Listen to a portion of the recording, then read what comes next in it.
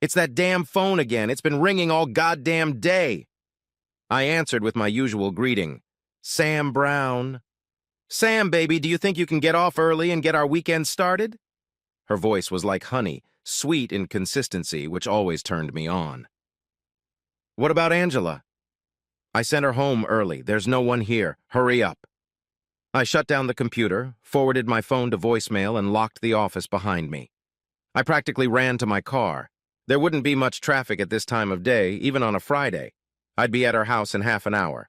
I first met Christy when she walked into music class. We were both juniors in high school. There was only one empty seat for the blonde-haired, blue-eyed beauty who was 170 centimeters tall, and it was right next to mine. We exchanged greetings and names before Miss Kremer began her lecture on the evolution of jazz in early 20th century America. Yes, I remember that moment vividly.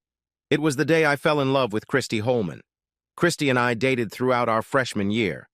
I knew she dated other guys from time to time, but I put up with it because, one, I had to, and two, she was usually free for at least one night every weekend. Spring came, and I had a great year for 3 reasons. I played on the varsity tennis team. It looked like I was going to get into state. My SAT scores came back, and I was in the 99th percentile. Everything looked good for admission to the college of my choice. Only one thing could make this year better, and I planned to complete my personal C on Saturday. I took Christy to see the movie Shampoo because everyone said she looked like a younger, blonde version of Lee Grant. The movie was sexy, and afterward Christy and I kissed passionately in my car. She'd never let me do anything but French kiss and the occasional rubbing of her breasts through her blouse, and tonight was no exception. I stopped kissing Christy long enough to ask her my question. Christy, will you go to the prom with me? Sam, I'm sorry. Jake Harmon had already asked, and I said yes. Jake was the best quarterback in our school. I didn't even know they were dating. My ego fell into a deep, dark hole. I spent the next half hour holding myself together as I drove her home and walked Christy to her parents' door. She kissed me on the lips and walked into the house. The porch light went out. It didn't help when, the next day at Sunday dinner, my mom, in her usual cheerful manner, asked if Christy was happy to be invited to the prom. My little brother Jeff, my dad, and Mom all watched me with smiles on their faces. I truly had a kind, loving family. I grew up in a safe cocoon. I can't tell you how happy she was when she agreed to go to the prom, probably happy because she said yes to him. To him? Who is it to him?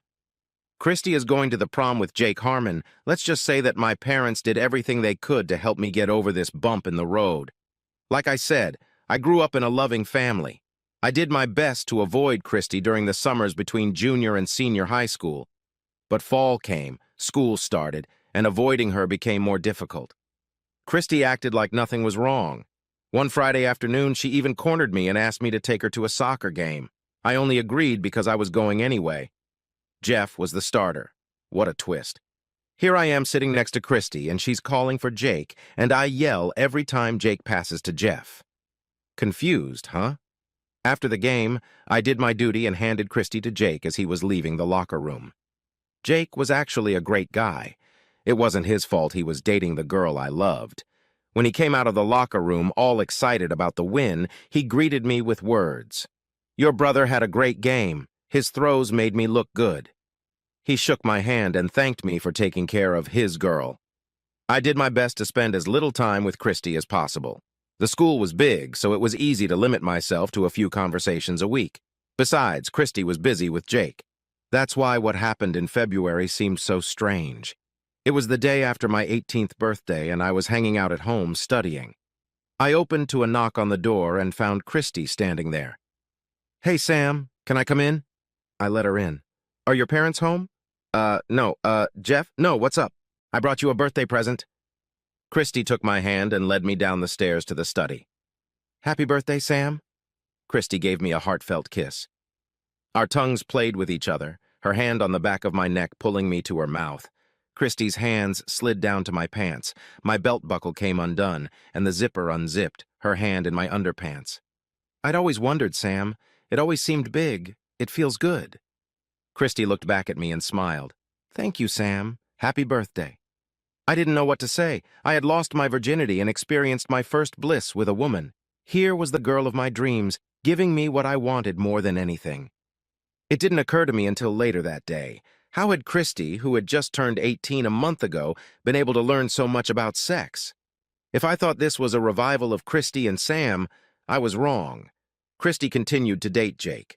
We still talked from time to time, and sometimes when we passed each other in the hallway, Christy holding Jake's hand, she would secretly smile at me, exchanging non-verbally something that only the two of us knew. We graduated from high school. Christy went to Arizona State University and I went to Northwestern. Christy changed from high school quarterback to college basketball forward and later to a swimmer destined to compete in the Olympics. We saw each other in the summer and on any vacations when Christy was home.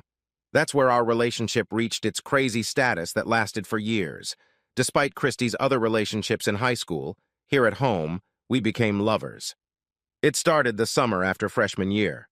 Christy and I were at the same party. She came up to me and talked to me like we were best friends.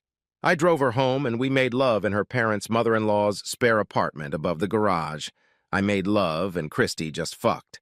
Christy seemed pleased with my performance. I spent my freshman year at Northwestern University trying to get a few female students to like me. "Why, Sam, have you improved your playing since last time? You now have the tools and the talent." For the next 3 years, through college, we did the same thing, slept with each other in Chicago and with other people the rest of the time while at our schools. I seriously thought we'd have a chance after graduation. Christy talked about moving back to Chicago and finding jobs in the city. For that reason, I turned down a great job offer from a company. I want to remain unnamed because I'm so embarrassed I turned it down, in Palo Alto, that was doing some cutting-edge work on personal computers. Imagine my surprise when Christy called me and told me that she had decided to go to graduate school at UCLA. I believe that during Christy's time at the University of Southern California, she acquired a taste for the finer things in life. Interacting with the rich, beautiful people of Southern California gave her the opportunity to know what it was like to spend a day on someone's yacht or ride down Rodeo Drive in a Bentley with her buddies. After 2 years at UCLA, Christy did come home. I was still single, and we started dating and having sex again. I wondered again if this could be the one. Could this be what I had been waiting for? My parents and brother had told me I was crazy, and I resented their disbelief. Was I not good enough for her? Was that what they were trying to say? Of course it wasn't. But I was too stupid to realize that they thought Christy wasn't good enough for me. So Christy and I dated for the next 5 months until I was ready to pop the question and give Christy an engagement ring for Christmas. That is, until one evening when I returned from a wonderful evening listening to Beethoven at the Chicago Symphony Orchestra. Sir George was at the peak of his playing that evening, and I was walking on air, the Seventh Symphony spinning in my head, and Christy was walking beside me holding my hand. "Sam, we need to talk." "Eh?" "This is our last date. I'm getting married in June. He proposed to me last weekend, and I said yes. He agreed that I could go to the symphony with you tonight, just so you know." "Who's that?" "His name is Kent Thomas. He's a man I met at work. He owns one of the companies we supply materials to. And he knows that you and I dated and slept together while you were dating him?" "Yes, but he knows it's over between us, and he says it doesn't matter as long as I promise to be faithful from now on." Wow, an understanding guy. "Yeah, he's great." Christy didn't mention, and very rich. And now, it's finally over. At least I thought it was. I dreamed about Christy almost every night for the first year after our last breakup. She was married to Kent Thomas, and I tried to forget that. My friends and family did everything they could to help me get over it. When kindness didn't work, they teased me. When teasing didn't work, they tried tough love. I was starting to come around until one day she walked into my office. "Hey, Sam," just like it hadn't been over a year since she'd said goodbye to me. "Hey, Christy, what brings you here?" "Kent's going to Argentina for a week of fly fishing on some river somewhere. I'm staying in town, and I was wondering if you wanted some company." "What are you talking about? You're married." "Yeah, but I'm not dead yet, and Kent isn't you when it comes to sex." I hesitated. "Are you seeing someone, Sam?" "No, but that's not the point. I'm not going to stand here and beg, Sam. If you want, here's my address.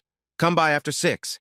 Angela, our maid, will be gone. You can stop by the garage. Here's the remote. Close the door behind you. I'll be waiting. God help me." I went to her house that night and stayed until 4 o'clock in the morning. The sex was incredible. Christy was insatiable. It went on for 2 years. Kent would go out of town and Christy would call and I would come running. All the while, I waited for Christy to come to her senses. How could she stay with him when she obviously loved me more? I know I couldn't compete with his money. Heck, I wasn't even at the same level, but I was earning very well. I could afford vacations, cars, and luxury items. Maybe not the month-long European vacations, or the Mercedes-Benz 450 convertible she drove, or the 4-carat diamonds she wore, but did she really need those things when she could have me? During those 2 years, I saw less and less of my family. My mother and father, my brother and his wife, were embarrassed and disgusted by me. My brother's wife, Rachel, most of all. She had strong feelings about adultery, and I was never invited to their home, though she never forbade Jeff from being with me. I think she hoped he would be an influence on me. I waited 2 years. Then, I tore my gaze away from my desk and saw him standing in front of it. I naturally checked his hands for a gun or some other weapon, nothing but 2 hands, not even clenched into fists. I'd never met him before, but I recognized him from the photos that adorned the hallway leading to their bedroom. The photos showed him with Christy in Venice, Buenos Aires, Paris, and a host of other exotic places. He was a little shorter than me in height, but still in great shape for a man in his 50s, impeccably dressed. His suit probably cost as much as my entire closet. In keeping with the fashion for casual wear, he didn't wear a tie. The collar of his insanely well-ironed shirt was unbuttoned. His clothes, his immaculate haircut, his whole being just pissed me off. "What do you want?" I said it in the most threatening tone I could muster. I got bolder when I saw he didn't have a gun. "May I sit down?" "Go on."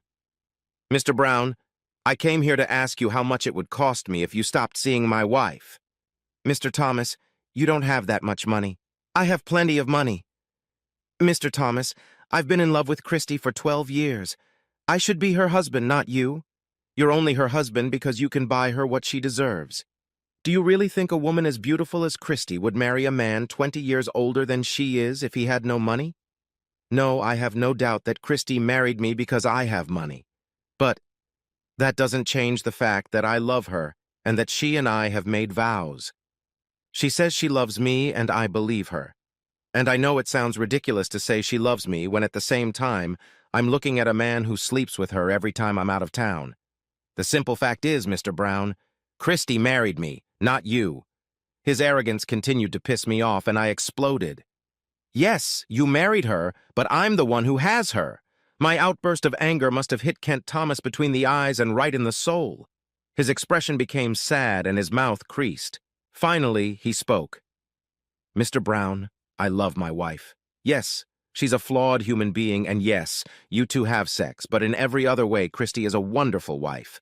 Her only fault is the feelings she has for you, but it's not love. Otherwise, she would have left me and married you when I confronted her face to face. I offered Christy her freedom, and I even handed her a check for $1 million. She wouldn't take it. This has got to be bullshit. There's no way Christy would turn down $1 million. It would give us everything we need to be together." "Mr. Thomas, I don't believe you. This conversation is over. I would appreciate it if you would leave my office now." Kent Thomas got up from his chair and left without saying a word. Christy didn't call for a few days, but I didn't expect her to call if her husband was in town watching. I decided to contact my brother and go to the Blackhawks game. We were having a great time until I brought up Kent Thomas's visit. "You're not going to believe this, Jeff. The man actually sat there and practically begged me to stop seeing Christy. Can you believe a guy would stoop that low?" My little brother just stared at me with a look of surprise on his face. I couldn't stand it. "What? You're really going to sit here and talk about another man's groveling when it comes to Christy? My brother? A man who spent over a decade expecting her to be his girlfriend or wife or whatever. She'd been my girlfriend and my lover for most of that time. And yet, she dated a quarterback in high school, a college basketball star, and married another man. I'm just glad Rachel has a different definition of commitment. Rachel wouldn't be my wife if she had the same attitude of exclusivity as your girlfriend." From that point on, it all went downhill from there. I think I made a derogatory remark about Rachel. It ended when Jeff told me, "Screw you," and walked out of the bar. I didn't hear from Christy for the next few months. She was in Europe for a while and then came to their home in Palm Beach.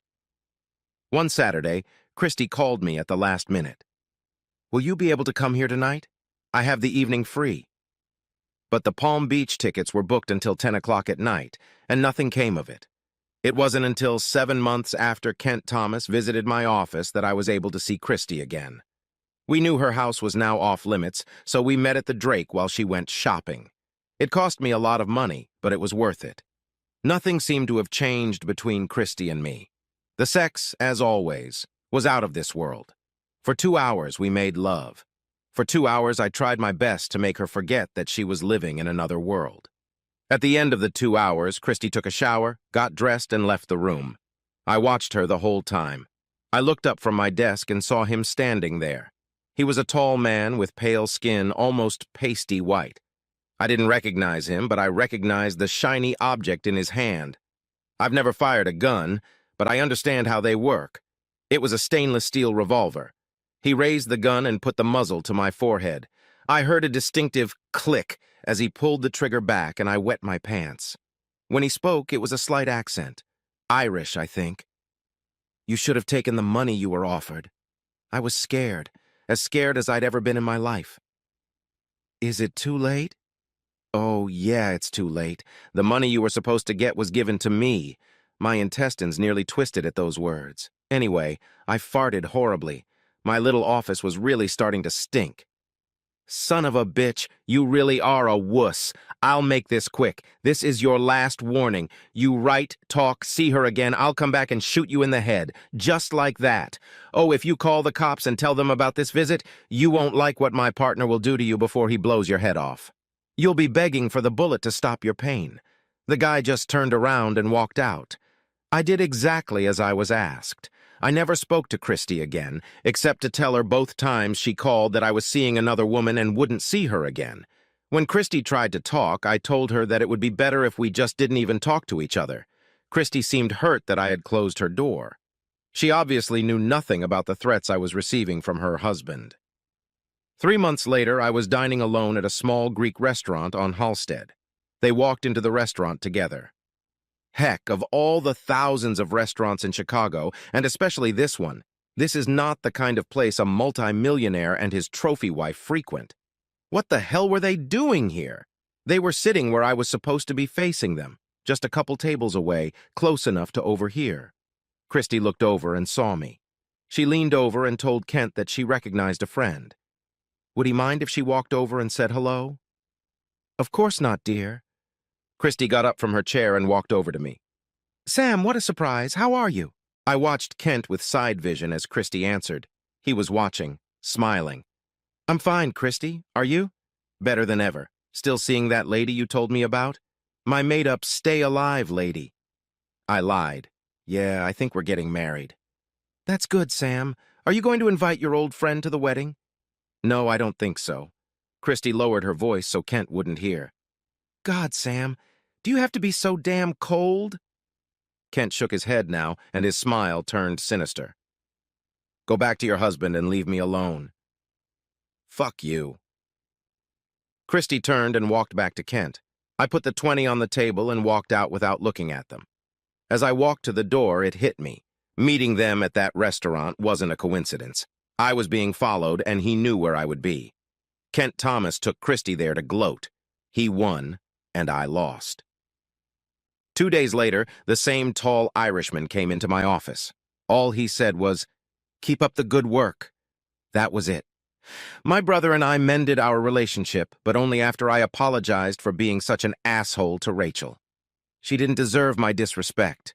She was Jeff's loving wife. They convinced me that I needed professional help. I spent 6 months with a therapist trying to overcome 12 years of longing for a woman who never wanted anything from me but support. It took me those 6 months to realize this. What makes a woman like Christy attractive, Doc? What makes her treat the man she loves like that? Do you think Christy loves you? She told me she does. She's been telling me that since high school. She was the first woman I ever made love to. We continued to make love until her husband started threatening me. I don't know Christy and can't say for sure, but from everything you've told me, she is a classic narcissist. The world revolves around her and what she wants, what she thinks she deserves. She wants everything that comes with wealth, but she also wants great sex. Her husband gave her one thing. You gave her another.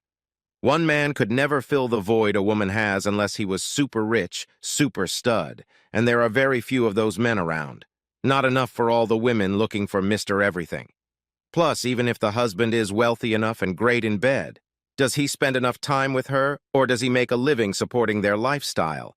And is he meeting her emotional needs? You see, Sam, people with narcissism will always find an excuse to want more. And just to be clear, this doesn't just apply to women. Needs and wants may vary, but there are narcissistic men who can't fill their bucket. Think about some of the masters of the universe types you've encountered in the business world. They have the same problems, just different needs. What about Kent Thomas, her husband, Doc? How does a man afford to support a wife who cheated on him? How does he put up with it? The doctor did his best to hide his surprise at my question. He thought for a moment, then said, "I'd like you to answer your own question, Samuel. How have you put up with this all these years, waiting for a woman who obviously treated you with such disrespect? You've loved the illusion all this time. At least Mr. Thomas sleeps with her and spends most of his time in the same house with the woman he loves. You have been given far less of her, and you have come back again and again all these years." His words touched me deeply. At first, I was angry at what he said and the way he said it. I almost canceled my next session the following week. But over the next few weeks, we talked about it. His words reinforced everything my parents, brother, and friends had been trying to make me understand for so long. The situation became clearer. I can honestly say that 6 months later, I was able to resist Christie's next challenge, even without the Irishman's threat of physical harm. I was almost there, and almost free of her. It took another 2 months to place an ad in the Men Seeking Women column in the Reader's newspaper. It was the best option for online dating. I met several women that way, but it turned out that I met my future wife through friends. When Fred and Diane Turner realized I had finally broken up with Christy, they introduced me to their friend. Stacy Roberts was and still is a beautiful woman both inside and out. How I was so lucky that this woman was still single and wanted to eventually marry me is beyond the blessings I deserve. We have 2 beautiful children, and in the 30 years we have been married, I can honestly say that Christy has not pursued me in my dreams. I had received an invitation to our high school reunion and was about to throw it in the trash when the phone rang. It was Larry Parker, one of my best friends in elementary and high school. "Sam Brown, it's been too long. I contacted some guys on the tennis team and they want you to come to the reunion. Most are pissed you haven't been to a reunion in 10 years. After Larry and I talked about life, I agreed to come. It would be great to see these guys." Stacy bought a new dress and heeled shoes for the event. She looked classy sexy, not slutty sexy, and I loved walking into a room under the arm of such a beautiful woman. Why does high school shit never go away? We were having a great evening at a table full of tennis team members and their wives when she entered the room. From afar, it looked like Christy hadn't aged a bit in the 30 years since I'd last seen her in that Greek restaurant. Her breasts were bigger. Surely you couldn't help but notice the 2 melons that accentuated her slender figure. She was wearing more jewelry than Elizabeth Taylor at the Oscars, and she was accompanied by a guy who looked to be no more than 40 years old. Most of the men and some of the wives at our table looked at her and back at me, I guess expecting a reaction. Stacy caught all of this. She followed their gazes. This must be Christy. Now our table mates looked at Stacy, waiting for her reaction. They were disappointed if they expected Stacy to lose her temper. "I can certainly see the attraction. A beautiful woman. Sam, could you get me another glass of wine, please?" Stacy turned and continued the conversation she was having before she was interrupted. She and Larry's wife were bragging about the amazing talents of their grandchildren. I grinned and brought her some wine. We sat at our table for the next half hour. Other classmates came and went, stopping to say hello. Then I looked up and saw Christy standing next to me. "Hi, Sam." "Hi, Christy. You look good." "Thank you." Chuckles. "I don't think you've met my wife. This is Stacy." "Stacy, this is Christy. We've met before." Stacy played along. "Oh, she's so cute." It's really nice to meet you, Christy. I can't believe you two used to date. You look barely older than our daughter. The comment confused Christy. She was at a loss for words. She was expecting a sarcastic remark from my wife, but instead she received a compliment. Now that Christy was closer, it was obvious that her breasts weren't the only work she had done. The tension around her mouth and eyes was too much. Why would anyone do this to themselves? You know how some of those Hollywood types, men and women, suddenly look like something is wrong? They look creepy. Sam, can I ask you to this dance? That is, if your wife doesn't mind you dancing with an ex-girlfriend. Stacy kept her cool in response to Christy's harassment. Mind? Of course not. Stacy winked at me, letting me know it was okay. Christy, I asked, what about your beau? He's fine as long as the bar doesn't run out of liquor. We danced. Where's Kent? Kent died 10 years ago. He must have left you a nice inheritance. You seem to be doing well. He left me everything. His widow's doing well. I travel anywhere and everywhere, always in style. Christy looked at his beau when he said that.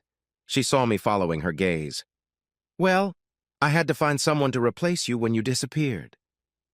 I hope you waited for his 18th birthday like you waited for mine, Christy. Oh, Sam, are you jealous? I don't think so, Christy. It's time for me to move on and find my own life and wife. That's too bad, Sam. If you'd stayed there, all that money would have been yours to share with me. I got something better than your money, Christy. Look at that woman over there. Stacy gave me life. That's such a load of crap, Sam. Christy, I didn't know it then, but the best day of my life was the day a thug hired by your husband put a gun to my head and told me never to see you again. Christy looked at me with eyes as wide open as the plastic surgery allowed. I didn't know that. It didn't matter. I married Stacy. I have 2 wonderful children and 3 grandchildren. Here, look. I pulled back, ready to pull out my wallet to reveal a picture of our extended family. Just at that moment, Stacy intervened. Excuse me, it's time to dance with my husband. Stacy pressed her whole body against me and pulled us away from Christy, who was now standing alone on the dance floor. God, you're a lucky man. What do you mean? I mean, it's not working for you.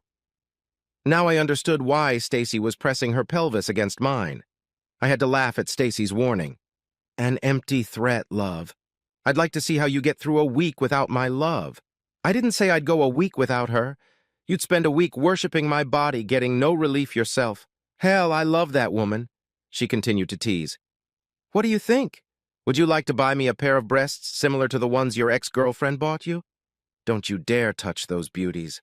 I love them just the way they are. I pressed my breasts against her chest just to let her know I love them. Even if they're sagging? It was our private joke. How could they sag? They're not big enough to sag. Damn right, mister. They're all mine, and they're perfect. We're perfect, baby. You know how much I love you? Stacy kissed me back.